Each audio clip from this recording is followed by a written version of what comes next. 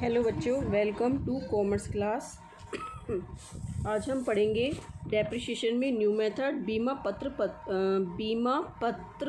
पद्धति insurance policy method.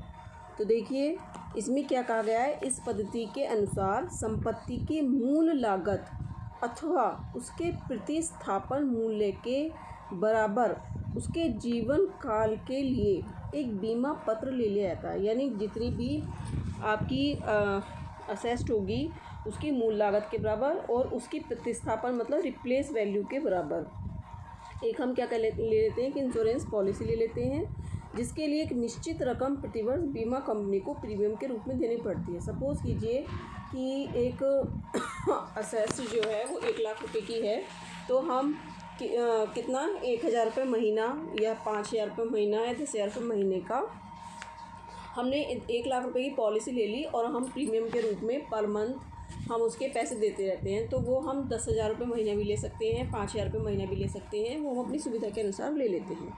ठीक है। अवधि पूर्ण होने पर बीमा कंपनी की पॉलिसी का पूरा मूल्य प्राप्त हो जाता है। जैसे हमने 1 लाख रुपए की पॉलिसी ली तो हमने 10,000 रुपये पर मंथ किस्त दी। ठीक है, प्रीमियम दिया इंश्योरेंस पॉलिसी का, तो 10 महीने के बाद हमारे 1 लाख रुपए पूरे हो जाएंगे। तो जब हमारे 10 महीने कंप्लीट हो जाएंगे तो हमारे 1 लाख रुपए हमें मिल जाएंगे। ठीक है, और साथ में हमें क्या मिलेगा, 1 लाख रुपए और विद इंटरेस्ट मिलेगा वो हमें, और उस राशि से नई संपत्ति क्रय की जाती है। यह पद्धति ठीक है हिरास कोष पद्धति का परिवर्तित रूप है। इसमें हिरास कोष की राशि को प्रतिभूति में विनियोजित करने के स्थान पर बीमा कंपनी को प्रीमियम के रूप में दिया जाता है।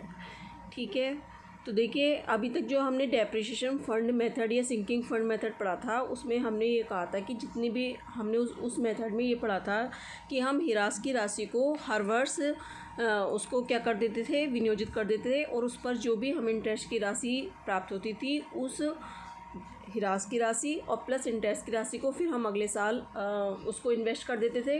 तो हमें क्या होता था कि हमें इस प्रकार से चक्रवृद्धि ब्याज मिलता जाता था।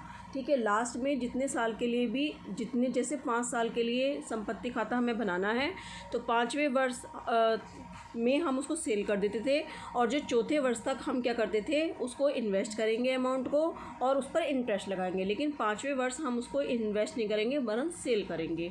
अभी तक हमने ये पढ़ा था, लेकिन इसमें क्या है कि इसमें हम राशि को इन्वेस्ट ना करके हम क्या करते हैं, संपूर्ण मतलब एक जो भी हिरास की राशि होगी उसको एक प्रीमियम के रूप में एक पॉलिसी ले लेते हैं। ठीक है, प्रतिभूतियों को विनियोजित करने के स्थान पर बीमा कंपनी की प्रीमियम के रूप में दे दिया जाता है। मतलब जितनी भी हिरास की राशि होगी उतनी राशि के बराबर हम क्या करते हैं, हर वर्ष प्रीमियम देते हैं बीमा कंपनी को। हिरास क्रॉस पद्धति में विनियोजित वर्ष के अंत में किया जाता है, परंतु इसमें प्रीमियम वर्ष के अंत में आरंभ ही दिया जाता है।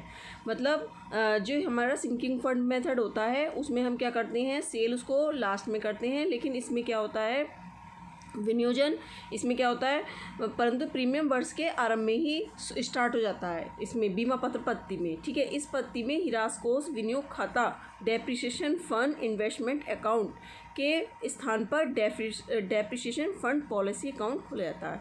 उसमें जो सिंकिंग फंड मेथड है उसमें क्या खोला जाता है, डेप्रिसिएशन फंड इन्वेस्टमेंट, जब हम उसको इन्वेस्ट करते हैं। ठीक है, मतलब सेल करके जो भी हमें राशि प्राप्त होती है उससे हम इन्वेस्ट करते हैं। तो जो आपका क्या होता है, डेप्रिसिएशन फंड या सिंकिंग फंड अकाउंट होता है, उसमें लास्ट में इन्वेस्ट किया जाता है। सेल करके जितनी भी पूरी अमाउंट प्राप्त होती है उसको हम सेल कर देते हैं और फिर हम उससे नई मशीन खरीदते हैं। लेकिन इसमें क्या होता है, इसमें वर्ष के आरंभ में ही स्टार्ट हो जाता है।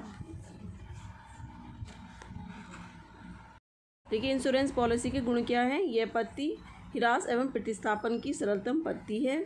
इसमें जोखिम का तत्व नहीं होता, क्योंकि एक निश्चित अवधि के पश्चात बीमा पॉलिसी की परिपक्वता पर पॉलिसी की राशि एक साथ मिल जाती है। ठीक है, अब देखिए दोष क्या क्या हैं। हिरास की राशि प्रीमियम के रूप में वर्ष के आरंभ में ही विनियोजित हो जाती है, चाहे उस वर्ष में लाभ हो अथवा हानि। दूसरा क्या है इसका, इसमें हिरास का लेखा प्रतिवर्ष नहीं किया जाता। हिरासकोस पद्धति की अपेक्षा इसमें ब्याज कम मिलता है। तो इसके दोष हैं, देखिए जैसे हमने अभी जो सिंकिंग फंड या डेप्रिसिएशन फंड अकाउंट पढ़ा था उसमें हमने 3 अकाउंट बनाए थे। एक तो मशीनरी अकाउंट बनाया था, दूसरा हमने डेप्रिसिएशन फंड अकाउंट बनाया था और तीसरा हमने डेप्रिसिएशन फंड इन्वेस्टमेंट अकाउंट बनाया था। उसी प्रकार से बीमा पत्र पॉलिसी यानी इंश्योरेंस पॉलिसी में भी 3 अकाउंट बनेंगे। आपके मशीनरी अकाउंट बनेगा, दूसरा आपका क्या बनेगा डेप्रिसिएशन फंड अकाउंट बनेगा और तीसरा आपका क्या बनेगा डेप्रिसिएशन फंड पॉलिसी अकाउंट बनेगा। इन्वेस्टमेंट की जगह क्या बनेगा पॉलिसी। और इन दोनों में डिफरेंस सिर्फ इतना सा है कि जैसे हम जो सिंकिंग फंड या डेप्रिसिएशन फंड अकाउंट था उसमें हम इंटरेस्ट की भी कैलकुलेशन करते थे, इसमें बस इंटरेस्ट की कैलकुलेशन नहीं की जाएगी। ठीक है, तो ये बहुत ही सिंपल क्वेश्चन है और इसमें याद रखिएगा, फिर से बता देती हूँ, 3 अकाउंट आपके बनेंगे। एक तो आपका मशीनरी अकाउंट बनेगा, दूसरा आपका डेप्रिसिएशन फंड अकाउंट बनेगा और तीसरा आपका डेप्रिसिएशन फंड पॉलिसी अकाउंट बनेगा। तो चलिए अब हम इससे रिलेटेड क्वेश्चन करेंगे, तो नेक्स्ट वीडियो में हम इससे रिलेटेड क्वेश्चन करेंगे। ठीक है, तो ये तो इसकी थ्योरी थी केवल समझाने के लिए, और इस पर आपके शॉर्ट नोट में भी क्वेश्चन आ जाता है कि डेप्रिसिएशन या बीमा पत्र पॉलिसी क्या है, इस पर आप अपना शॉर्ट नोट दीजिए। ठीक है।